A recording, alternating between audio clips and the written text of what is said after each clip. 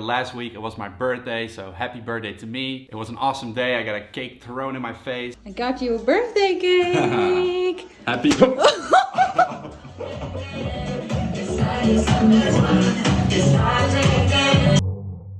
And my girlfriend threw a little surprise party with some of my good friends, and I was truly surprised when I walked into the room. I was shocked. Surprise!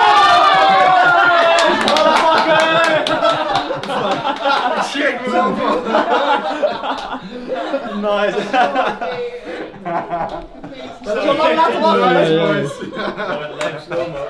Lekker boys. Had je een idee? Nee. It was freaking sick. I spent the day with family and friends and just had an awesome time. I really felt like it was my birthday. See, I'm 26 years old. I'm an old f***.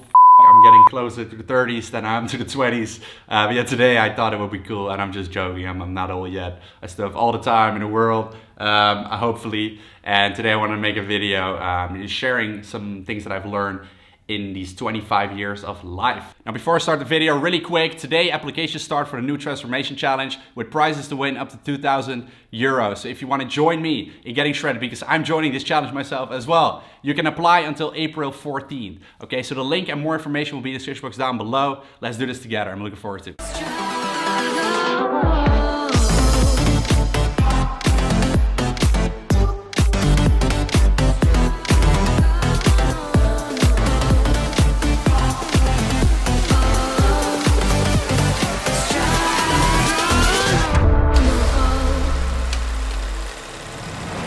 So the first lesson is that there's always someone out there doing better than you. As they say as well, the quote, comparison is the thief of joy. This is very true. And I used to do this a lot, back in the day when I started, let's say my fitness journey and, wanting to build my business and become successful at that. That is when I really started comparing myself to other people. Like I want to look like him. When I started, for example, becoming more financially successful at a pretty young age, I started making more money. I started comparing that amount of money to what I made before. And that was an amazing feeling, right? Like, oh yeah, I'm doing better. I'm improving. I'm doing so well, also compared to people around me back then. But then I started finding myself looking into different circles of people, started comparing myself to more successful entrepreneurs that were maybe 10 or 20 years older and have been in business for way longer. And I started comparing myself to them. And they would make way more money, like millions, or even like when you get to the millions, you probably compare yourself to someone who makes billions. And then like, it just never stops, And once you start doing well financially, maybe another area of your life suffers a little bit. So I started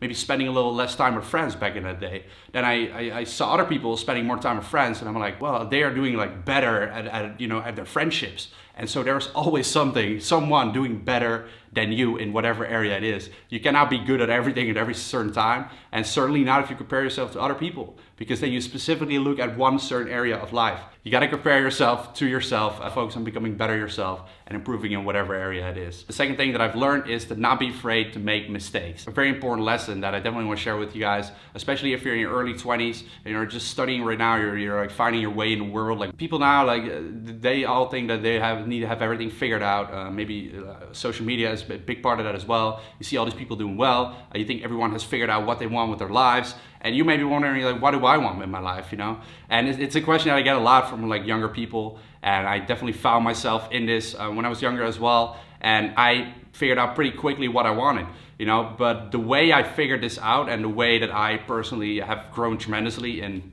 any areas of life is by not being afraid to make mistakes.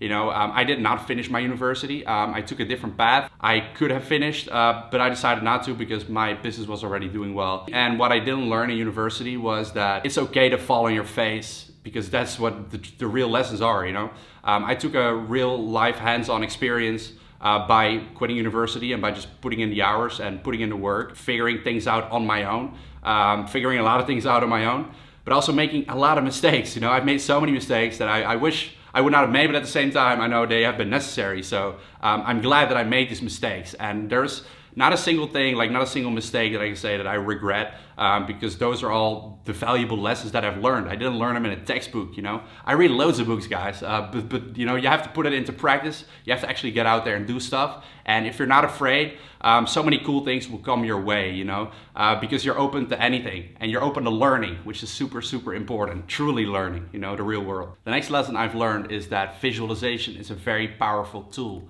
I've personally been like a big dreamer ever since I was a young kid. I've been dreaming about a lot of stuff and picturing things in my mind, but I didn't exactly understand yet what visualization was, even though I may have been doing it in certain ways. I am a pretty like creative guy, maybe in that perspective, in that sense, but visualization is something that you can really learn and you can really purposefully do. Like it's actually a tool that you can use in order to attract something in your life. And this is what I've done without even realizing it. When I started, you know, working on my own business, when I started creating YouTube videos, I'm going on social media, I had a dream for myself, a certain life that I wanted to live, and I visualized it in my mind every single day. I pictured a certain life, and I felt how it felt. I saw it in front of me. I've dreamed about certain people that I would be involved with, visualized certain parts of the world where I would be and how it would look and how it would feel. So in my 20s, I started reading more books on visualization and the power of the mind, the power of the subconscious mind, because that's what you do with visualization. And I started to learn how powerful it can be, and I started to apply it in different ways. So it will not only, you know, attract certain things, but also keep you driven and makes you realize why you're doing certain things. Another lesson I've learned in my 20s is that more money does not equal more happiness, and this goes up to a certain point, and this has been scientifically proven as well. It's obviously easy to say that if you have money, right? Up to a certain point, money will definitely increase your happiness, right? But at some stage, it doesn't. And it's not like the more you make, the happier you will be. It's something that you will definitely think if you don't have enough money to really get by, to do stuff that you want. But once you have that sort of money to do stuff that you want, more is not necessarily going to make your life better. It also comes with a lot of extra problems. As Notorious B.I.G. used to say, more money, more problems, right? I wouldn't necessarily say it's always that bad, you know, because it also brings a lot of good, and there is extra problems that come with having more money. I've been stabbed in the back a lot of times, multiple times, people making use of me, been betrayed literally in the full sense of that word by multiple people. Like, I cannot really understand why you would do that for just money, but people will do that. And it's messed up. It has also given me a lot of trust issues, made me think differently of the world, of people, and it's taken a lot of time for me to gain that trust back in people in general. But you know, that obviously does not compare to someone not having money, you know, so these are rich people issues. But all I'm saying is that at some stage, more is not better. More is not always better. That's definitely something that I've learned, and you know, I am truly grateful of the money that I have and that I'm able to do what I love, and you know, to be able to purchase the things that I want. As long as I can keep doing that, for me, that's the ultimate dream, you know. Like, I'm not saying that I don't like making money, because I do, you know, and I still have financial goals and things that I want to crush, but I do realize that deep down, they are not what's gonna make me happy. So it's not the thing, like the main thing that you should be striving towards, you know, unless you don't have anything, then you should definitely strive towards making more money. But at some point, if you have money, enough to get by, to do the things that you want, it should definitely not like be your main focus, you know. My next lesson is to not just do what's expected of you by society or the norm. So that can be different things. It can be the people around you. It can be society in general. It can be what's normal. It can be your parents, or what they tell you to do, or what they've envisioned for you and your future, what they want you to do as a job. If you just follow whatever it is, the path that other people put you on, then I believe that you can be truly unhappy. And it can turn out well if that is the path that you're meant to be on, but it has to be very coincidental. And this can go in so many different ways. I'm not telling you all to drop out of university and pursue your own business like I did. You know, that was for me a dream. But it can be something completely else. It can just be taking on a hobby that your friends are not doing. If you're really into, you know, clothing and dressing up way different than all the people in the little village that you're from, right? Everyone is staring at you, who's this weirdo? But you enjoy doing that, right? That's the look you want to go for. You think it's swaggy as fuck. Whatever it may be, it's what you want to do, it's what you like, then go for it, you know, be different. Screw what those people think about you. And yes, you will be looked at strange. Yes, you may be laughed at. Yes, you will get some criticism. If I listened to all that, I would have never started my own business. I would have never started recording videos, you know, creating the life of my dream. At a very young age, I would have never done that. I would be on a study that I didn't like, that I just chose in order to make money or do something, make my parents proud, you know, obviously like finish university and do what's expected of me by society, by what everyone else is doing around me, because everyone told me it was a bad idea to do what I was doing, right? But I believed in it and I decided to go for it. It was still like a lot of roadblocks all the time, a lot of mental roadblocks. And if you overcome those and you really follow your own path, then I really believe you can do what makes you truly happy, and you will become really successful at it, whatever it may be. And you really start to stand for what you believe in, and I think that's so important. The next lesson I've learned is to stop judging people without truly knowing them. Something that I think all of us are definitely guilty of in some sort of way, one more than the other. But I've learned at a very young age that a lot of people, it came the other way. A lot of people started judging me for what I was doing, and they started making assumptions about me, you know, and they started saying things about me. People that don't know me, they don't know me in real life. They've never seen me, you know, and maybe people watching my videos, maybe people in my city, you know, like talking behind my back to my friends about me, for example. And so I hear these stories from my friends, and my friends are like, you know, are saying what these people are saying, and it's just, it's so strange. Like I haven't talked to these people, and they just make assumptions about me from videos they've seen, from things they've heard. You know, maybe on school someone will talk and a story will change, and it will change, and it will change, and people will start to believe different things about you, people that don't know you at all, right? And then I realized that I'm doing the same thing to other people as well, you know? I'm not the type of person that talks behind other people's backs. It's something I really do not do. And I always try to see the positive in people as well, the positive things that they're doing. But I am certainly guilty of judging people without truly knowing them. You know, maybe from a first impression, if you see someone for the first time, you may make a judgment about them, but you don't truly know them. So try to stop judging people without truly knowing them. And that's definitely note to myself, still it is, and I definitely live up to that.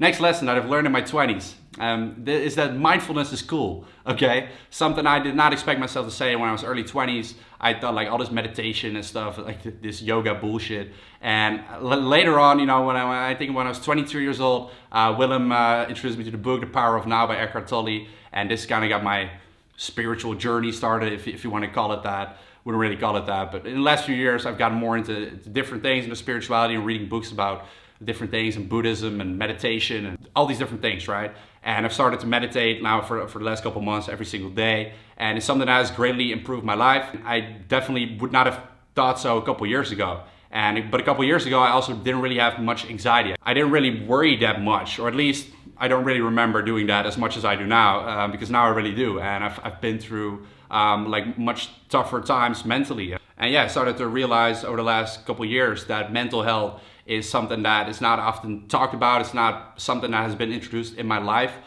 before that, really. And so I never really gave it any thought, or never really gave it any, you know, like anything, because it was just something that wasn't in my world. So Willem introducing me to that book and to his views and things, it introduced me to a completely different world than I was in, because I was always about shut up and keep going, just shut up and put in the fucking work, you know, and never really thinking about like what is going on in my mind. I would just try to like shut my emotions off and shut everything off. That can work for, you know, a couple years or a certain amount of time, but at some point it just got too much, and I just snapped, you know, and I had like mental breakdowns and shit. Because for years I was ignoring my feelings and I was ignoring all those things, right? And so mindfulness is cool, guys. It is really cool. And it's something that I don't necessarily have advice on. Like, it's something that you have to figure out for yourself, because there's no right or wrong in this journey, you know? Next lesson, the climb is more important than reaching the top.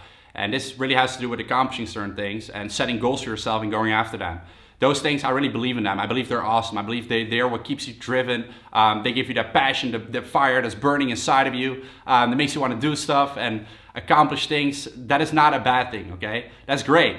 But you have to realize that what's most important is the journey of getting there, right? And this is why accomplishments are different to a lot of people, and setting goals is different to people, because they enjoy doing different things and going on different climbs. And I've even got a tattoo of this to remind myself of it, because I often fall into this trap. I'm not gonna lie, to really want to be, you know, on that top of the mountain as soon as possible, and I forget to enjoy the climb. You know, or I think I want to set a new goal, go on a new mountain before I finish this mountain. And at the end of the day, guys, it's all about the process. It's not about the end result. And it's something I constantly preach for fitness as well, building your physique. And this is why I've been able to, I've been able to build on my physique for 11 years straight. I haven't taken weeks off. And that partly comes down to discipline, but a lot of it comes down to really just enjoying that journey, enjoying the climb, and not being so focused on the end result. Like, I want to look like that. That's all I want. Because that's what I did in the beginning of the fitness journey. And then it started to become way too obsessive and I didn't really enjoy the process. And after that, I started enjoying the process, right? The little changes, enjoying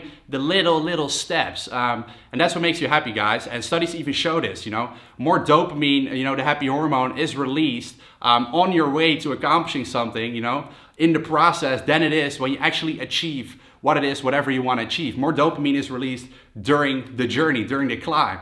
So you really gotta, setting goals for yourself is awesome and it's great, but you really gotta not forget to appreciate the climb and to enjoy the moment while doing it, because that is really what matters. And the last one, and this is a pretty profound one, important one that I've learned, because I often think that I have the answers to certain things and that I know things about something, and just like everybody else in this world, I don't know shit when it actually comes down to it. I don't know shit about this thing called life, and that is fine because we're constantly figuring it out. So I hope you enjoyed today's video. Give it a thumbs up if you did, and I hope to see you in the next one. Peace out.